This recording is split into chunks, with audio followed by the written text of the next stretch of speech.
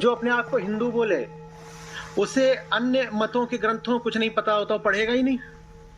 बोलेगा छी छी ये तो गंदे ग्रंथ है, मैं इन्हें क्यों पढ़ूं। उन्हें ग्रंथ भी नहीं मानेगा, वो दूसरे मतों की किताबों को अपशब्द और बोल देगा, जलाएगा। अरे भाई, श्रद्धा के नाते नहीं तो सामान्य ज्ञान के नाते ही पढ़ लो।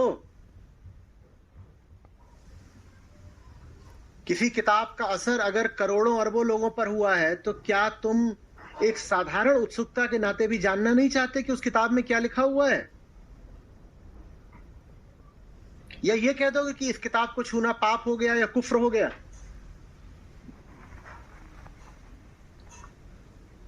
और दिमाग में तुम्हारे अपनी किताब से ज्यादा दूसरों की किताब घूमती रहती है, क्योंकि अपनी किताब से तुम्हें कोई लेना देना नहीं, पढ़ी नहीं। दूसरों की किताब को गाली देने का तुम्हारा बड़ा मन रहता है, तो दूसरों की किताब नाच रही है दिमाग में। चलो, दूसरों की किताब नाच रही दिमाग में, तो एक बार पढ़ भी लो उसको। पढ़ेंगे भी नहीं, बस गाली देंगे। पढ़नी ना अपनी है, ना पढ़नी किसी और की है, क्योंकि पढ़े तो हम कभी भी नहीं तो हाई स्कूल फेल काहे होते। ज्यादातर ये जो गाली गलौज का कार्यक्रम चलता है, ये अनपढ़ों द्वारा ही चलता है। और आजकल तो विशेष रूप से जितना अनपढ़ होगा, वो उतना कूद कूद करके मीडिया, सोशल मीडिया पे शोर मचा रहा होगा, ट्रोलिंग कर रहा होगा। ये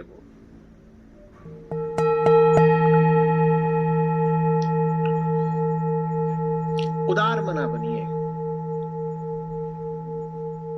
आत्मस्थ होने का अर्थ होता है मुझे अब किसी से कोई खतरा नहीं। आत्मा परम सुरक्षा है, मुझे अब किसी से क्या खतरा, मैं किसी से क्यों डरूं। विशेषकर ज्ञान से मुझे कैसे कोई खतरा हो सकता है। मैं सब जान सकता हूं, मैं सब समझ सकता हूं। आप किसी दूसरे देश में रहते हैं, आप किसी और मत के अनुयायी हैं, आपकी पूजा पद्धति दूसरी है, आपकी विश्वास पद्धति दूसरी है।